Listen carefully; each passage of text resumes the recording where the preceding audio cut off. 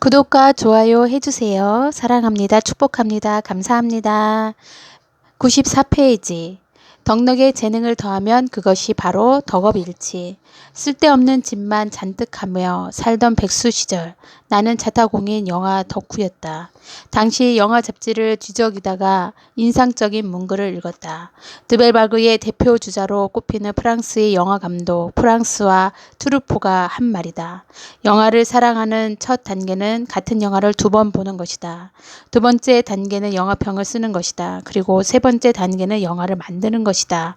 그 이상은 없다. 그 멋진 말을 요즘 말로 옮겨보면 이렇다. 성덕과 덕업일치, 다시 말해 관심 분야의 소비자나 향유자로만 머물 게 아니라 생산자, 창조자가 되라는 말이다. 그것이야말로 자기 관심 분야를 사랑하는 최고 단계, 즉 성덕의 경지라는 뜻이다. 어떤 한 분야에 푹 빠져본 사람은 이해할 것이다. 하루에 비디오 서너 편을 섭렵하던 시절 내가 영화 감독을 꿈꾸었던 것처럼 어떤 분야에 대한 관심과 사랑이 깊어지면 단순히 즐기고 향유하는 것만으로는 갈증이 채워지지 않는다. 내가 사랑하는 분야를 향한 한 걸음 더 다가가고 싶어진다. 통찰력을 키우는 주문, 나라면 어떠했을까? 트루포 감독이 말한 첫 번째 단계, 즉 같은 영화를 2번 이상 보는 것이다. 우리가 무언가에 푹 빠지는 경험을 뜻하는 것이라면 두 번째 단계, 즉 영화평을 쓰는 것은 평론가가 되라는 것이다.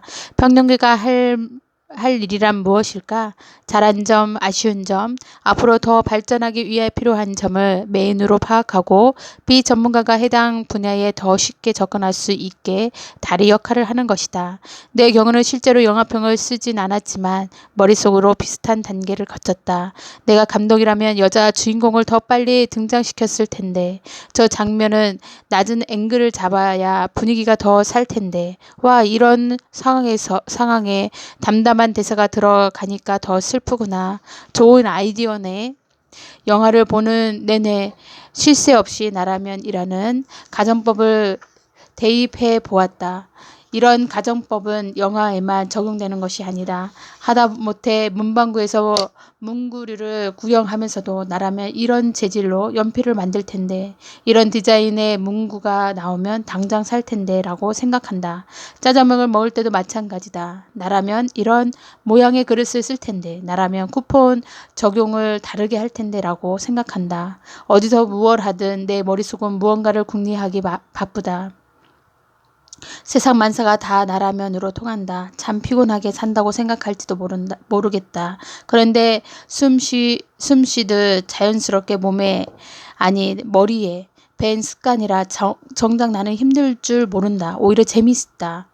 지난 심리학 책을 뒤지다가 본 내용인데, 사람이 나라면 어땠을까 하고 머릿속으로 상상해보는 것은 미래에 이런 비슷한 상황이 생겼을 때 어떻게 대처할지 미리 생각해두는 효과가 있다고 한다. 진짜 그런 상황이 닥쳤을 때 실수 없이 최대한 빠르고 효과적으로 대처하기 위한 생존 전략이라는 것이다. 이 말이 사실이라면 나는 일상에서 영화 감독, 드라마 PD, 예능 프로그램 작가, 문구 디자이너, 자장면 가게 사장 등등 여러 직업에 늘 대비하고 있다는 뜻이다. 그래서인지 나는 어떤 상황에서도 아이디어 걱정을 해본 적은 없다. 어떤 게임을 플레이하든 어떤 광고를 들어오든 억지로 쥐어짜지 않아도 아이디어가 떠오른다.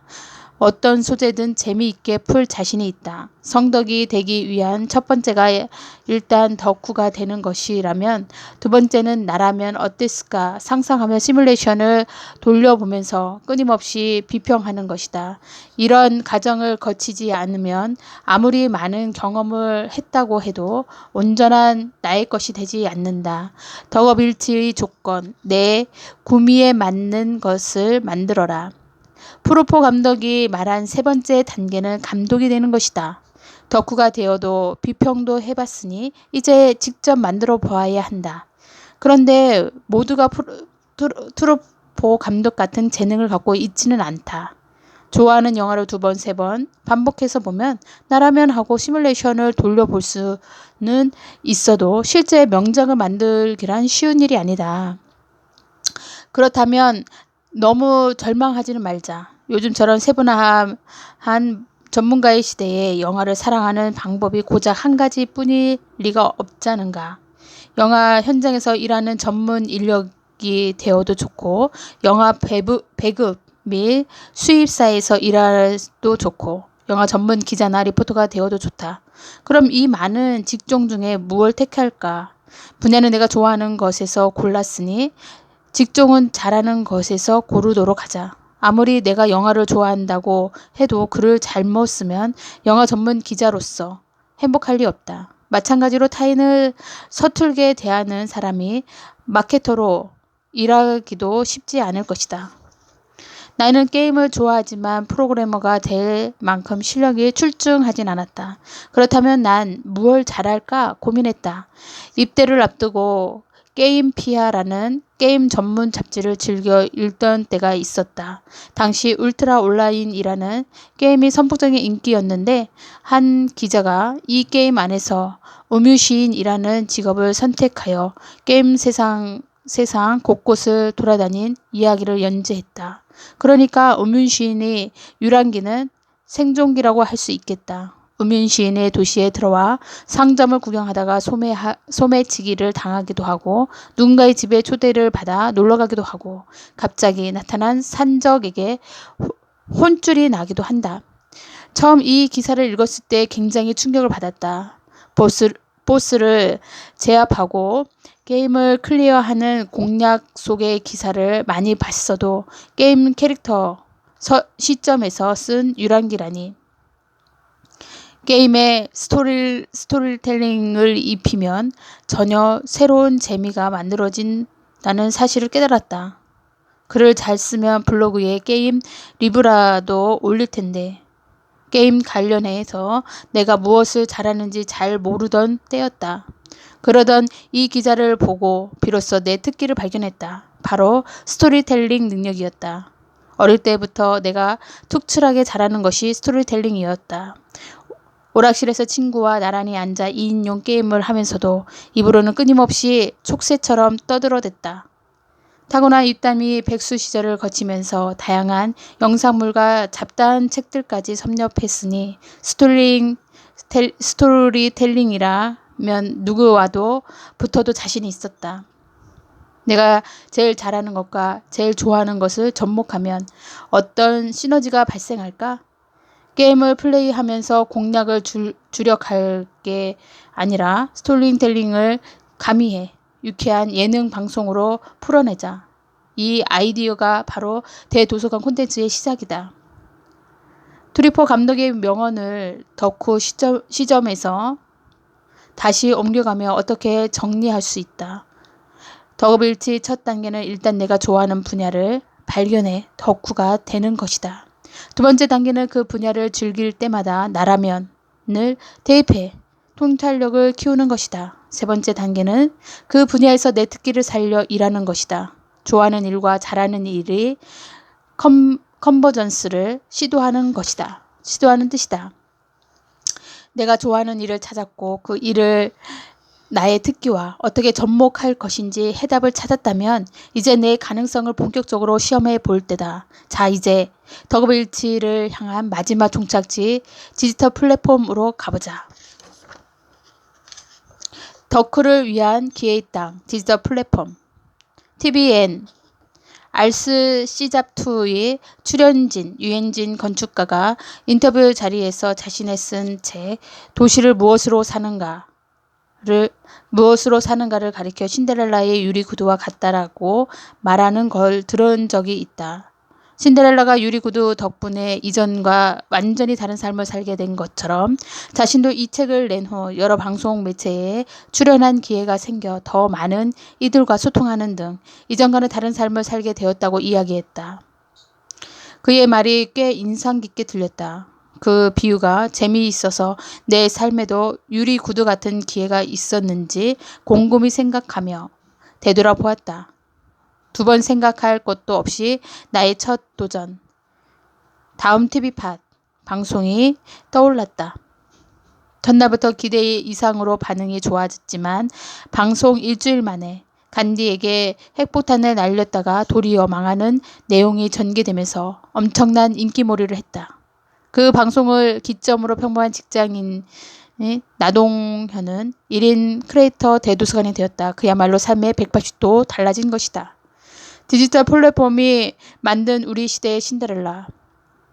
사람들은 여전히 신데렐라 스토리를 좋아한다. 돈과 권력이 있는 배우자를 만나 신분 상승하는 막장 드라마에서 나올 법한 낡은 플롯이 아니라 극적인 인생 역전을 좋아한다는 뜻이다. 자고 일어나더니 스타가 되었다거나 작은 아이디어 하나로 대박을 터뜨렸다거나 하는 이야기 말이다. 찾아보면 우리 주변에도 그런 신데렐라 이야기가 꽤 있다. 대표적인 사례가 바로 싸이다. 싸이의 강남스타일의 뮤직비디오는 2017년 11월 기준 유튜브 30억 뷰를 돌파했다. 유튜브에 공개한 지 100일 만에 5억 뷰를 돌파하더니 기세를 몰아 빌보드 메인 차트 탑 100에서 7주 연속 2주 미국 아이튠즈 뮤직비디오 차트 1위를 기록하며 전 세계적으로 열풍을 일으켰다. 잘 만든 뮤직비디오 하나로 순식간에 글로벌 스타가 된 것이다. 여고생 아델로 불리는 이혜진 양도 우리 시대의 신데렐라 할 만하다. 교복을 입은 채 아델 헬로를 열창하는 이혜진 양의 동영상은 공개 일주일 만에 1000만 뷰를 달성하며 엄청난 화제를 모았다. 아이돌 연습생도 오디션 프로 참가자도 아니었던 이혜진 양은 이 동영상 하나로 하루아침 스타가 되었고 MBC 유명 토크쇼에도 출연했다.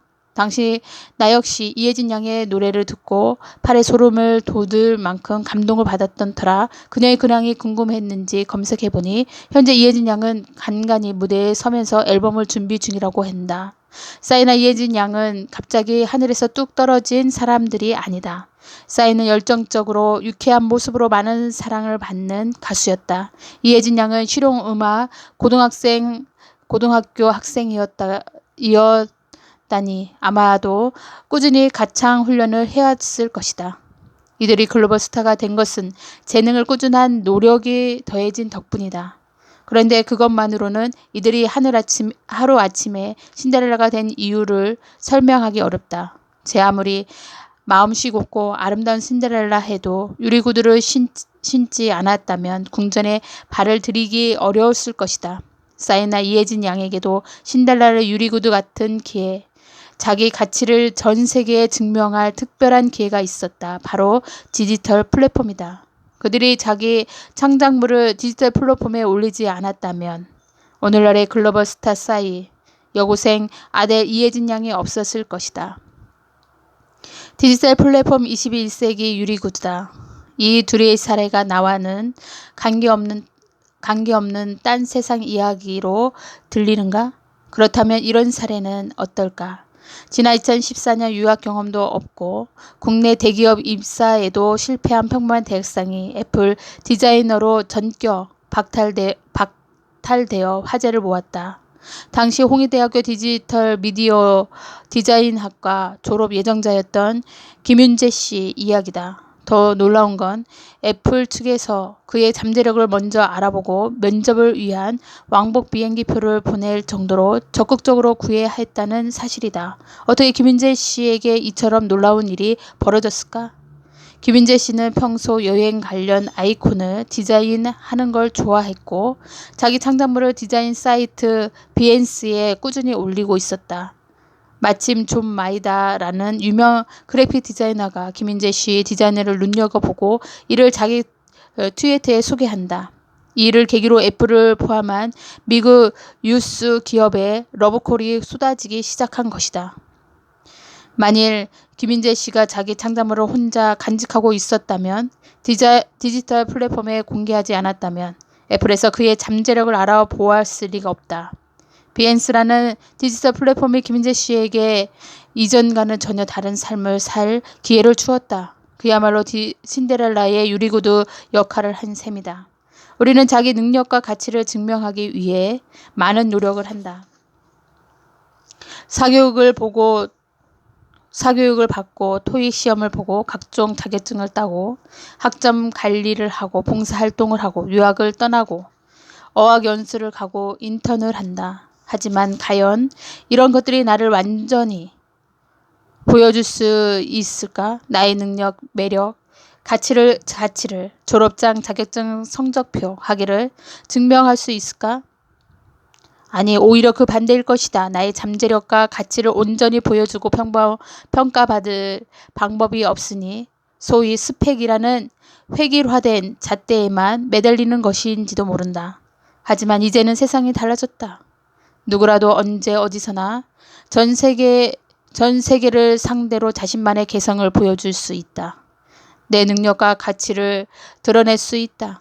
내가 어떤 사람인지, 무엇을 잘하고 어떤 잠재력이 있는지, 지금 어떤 결과물을 내고 있는지를 증명할 수 있다. 디지털 플랫폼에 내 창작물을 올리면 이 모든 일이 가능해진다. 글, 그림, 노래, 연기, 운동, 요리, 인테리어, 디자인, 꽃꽂이, 무엇이라도 좋다. 자기가 좋아하는 일, 관심 있는 일을 창작물로 만들어 디지털 플랫폼에 올리면 누군가는 반드시 본다. 디지털 플랫폼은 우리의 스펙에 관심이 없다. 지금까지는 내가 일하고 싶은 곳에 찾아가 그들이 요구하는 틀에 맞춰 나를 홍보해야 했다. 배우 지망생은 오디션을 보고 작가 지망생은 투고를 하고 입사 지망생은 시험을 통과해야 했다. 하지만 디지털 플랫폼 세상에서는 이 법칙이 완전히 뒤집힌다. 이제 연예 기획사, 출판 편집사, 인사 담당사들이 디지털 플랫폼을 주시하고 있다. 재기발랄한 동영상 하나로 배역을 따고 트위터에 꾸준히 올린 3줄짜리 글로 시인이 되고 블로그에 올린 화장품 리뷰로 마케터가 될 수 있다. 또한 디지털 플랫폼은 선입견이 없다. 쌓이는 YG라는 대형 기획사 소속이라 유튜브에서 성공한 것이 아니다. 이혜진 양은 평범한 여고생이었고 김인재 씨는 유학은커녕 그 흔한 어학연수 한번 다녀온 적이 없었다고 한다. 그럼에도 그들은 성공했다. 디지털 플랫폼은 우리 스펙에 관심이 없다. 내가 흑수저든 금수저든 유학파든 국내파든 명문대든 아니든 신경 쓰지 않는다. 중요한 것은 내가 가진 콘텐츠다. 세상이 내 재능을 몰라준다고 한탄하는 시대는 갔다. 재능이 있고 그것을 디지털 플랫폼에서 제대로만 보여준다면 기회는 반드시 온다. 그런 의미에서 디지털 플랫폼은 21세기 유리구두다. 우리 유리구두가 신데렐라 궁정으로 안내했듯이 디지털 플랫폼은 우리를 새로운 시기에 전과는 전혀 다른 삶으로 이끌 것이다. 디지털 플랫폼에서 덕밍 아웃하라. 특히 앞서 내가 말한 쓸데없는 짓에 몰두하고 있는 사람이라 반드시 디지털 플랫폼을 활용해야 한다. 쓸데없는 짓은 순수한 즐거움을 위한 활동이라는 점에서 취미와도 뜻이 통한다고 할 수 있다. 취미라고 하면 왠지 음악 감상, 영화 감상, 독서 등 고상하고 쓸모 있는 활동부터 떠오르긴 하지만 비슷한 말로 덕질도 있다. 예전에는 덕후라는 말이 부정적으로 쓰이는 경우가 많았다. 혼자만의 취미에 빠져 사는 외톨이나 사회에 잘 적응하지 못하는 사람이라는 느낌이 강했다. 하지만 요즘은 이들이 신통방통한 덕력을 전문성을 인정하는 분위기가 생겨나면서 덕후 전문가라는 공식에 자리 잡았다. 그리고 덕후가 자기 관심 분야를 집중적으로 파는 일을 가리키는 덕질이라는 말로 긍정적인 의미를 갖게 되었다. 나는 덕후들이야말로 디지털 플랫폼에 최적화한 사람이라고 생각한다. 자기 감사는 뚜렷하고 전문성을 갖추고 있기 때문에 양질의 콘텐츠를 생산할 수 있다. 덕질의 즐거운 에너지원이 되기 때문에 지치지도 않고 꾸준히 콘텐츠를 만들 가능성도 높다. 나중에 더 자세히 설명하겠지만 콘텐츠 생산에서 가장 중요한 것은 꾸준함과 성실함이다. 아무리 디지털 플랫폼이 21세기 유리 구두와 같다 해도 겨우 콘텐츠 몇 개로 새로운 기회가 열리길 기대하는 것은 너무 큰 욕심이고 안이한 생각이다. 1인 미디어를 포함한 모든 콘텐츠는 내용이 참신하고 알찬 것도 중요하지만 지속 가능성이 생명이다. 디지털 플랫폼에 콘텐츠를 올려봤자 별 소용없다라는 하소연하는 사례를 가만히 들여다보면 겨우 한두 달 5-6개 콘텐츠를 만들어 올린 게 전부인 경우가 많다. 반응을 기대하려면 최소한 1년은 정기적으로 업그레이드 해야 한다. 콘텐츠의 내용과 형식에 따라 조금씩 차이는 있겠지만 유튜브 동영상을 예로 들면 일주일에 최소 2번은 콘텐츠를 업그레이드하는 방식으로 1년 이상 꾸준히 해야만 비로소 조금씩 반응이 온다고 보면 된다. 그런데 보통 사람이 일관된 주제로 꾸준히 콘텐츠를 만들기란 쉬운 일이 아니다. 그래서 덕후가 유리하다고 하는 것이다. 취향과 관심사가 뚜렷하고 관련 정보도 많을 뿐더러 자발적으로 즐거워서 활동하는 덕후야말로 일관된 주제의 콘텐츠를 꾸준히 생산할 수 있는 사람들이다. 덕후들이 디지털 플랫폼을 활용해야 하는 가장 큰 이유는 타인과의 공감대 형성과 교감 때문이다. 그들이 취미 활동 또는 덕질은 먹고 사는 일과 그다지 관련 없는 쓸데없는 짓으로 치부하기 쉬워 타인의 인정을 받기가 매우 어렵다. 희소하고 전문적인 분야일수록 주변에 자기만큼 관심과 전문성을 가진 사람이 없을 테니 더욱 혼자만의 세계에 빠질 수밖에 없다. 하지만 일단 디지털 플랫폼에 덕밍아웃을 해보라. 나와 관심사나 취향이 같은 동지가 생각보다 많다는 사실을 깨닫게 될 것이다. 내 덕력으로 만든 창작물에 나와 관심사가 같은 이들을 열광하는 것만큼 짜릿한 경험은 없다. 칭찬은 칭찬대로 비판은 비판대로 의미가 있다.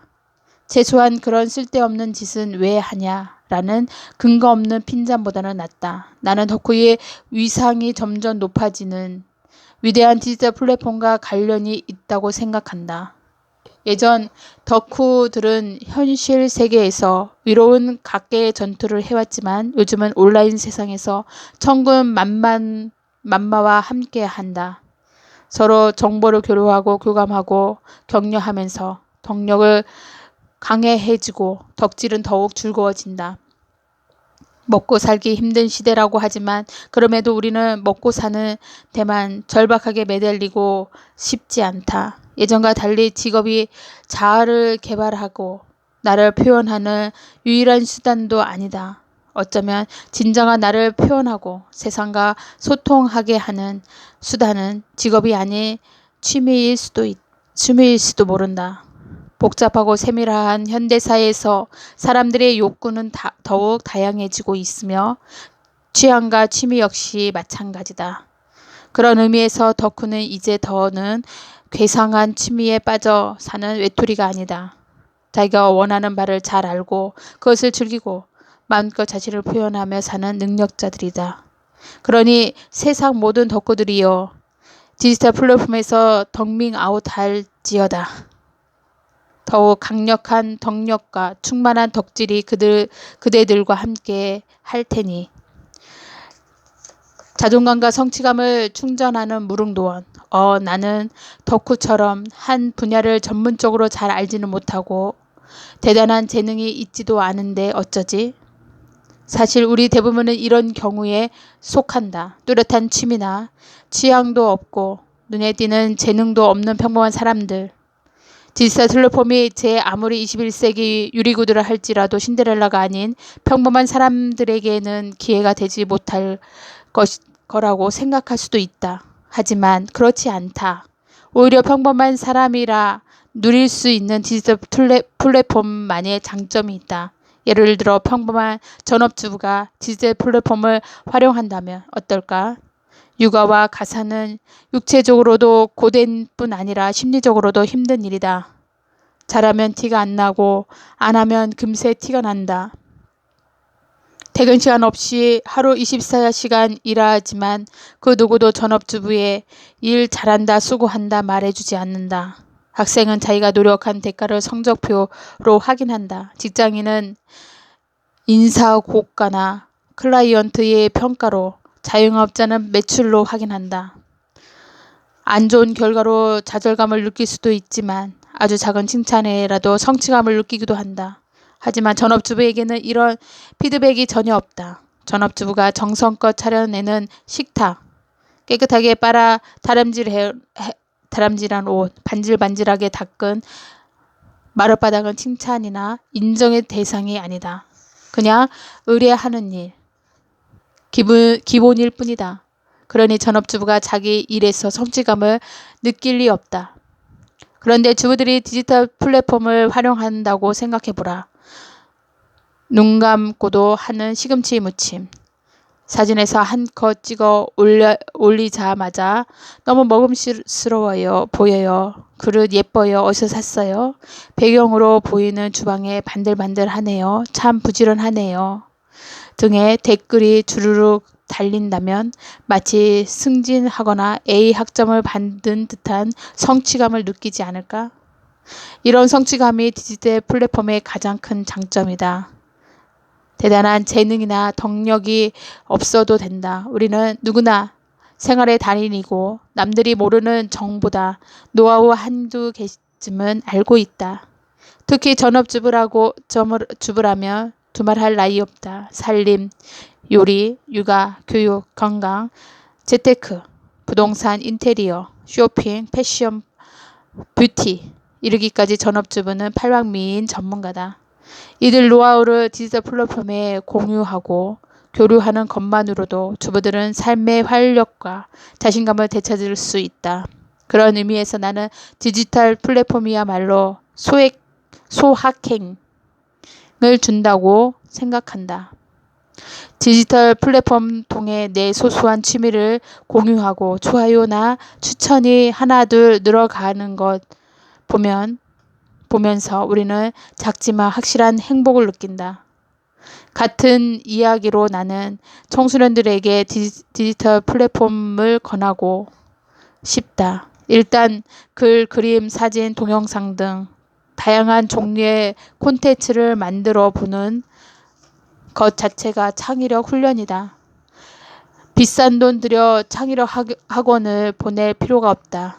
또 하나 중요한 건 창작물을 디지털 플랫폼에 공유하면서 얻는 성취감이다. 우리 아이들은 성취감을 느끼기 어려운 환경에서 살고 있다.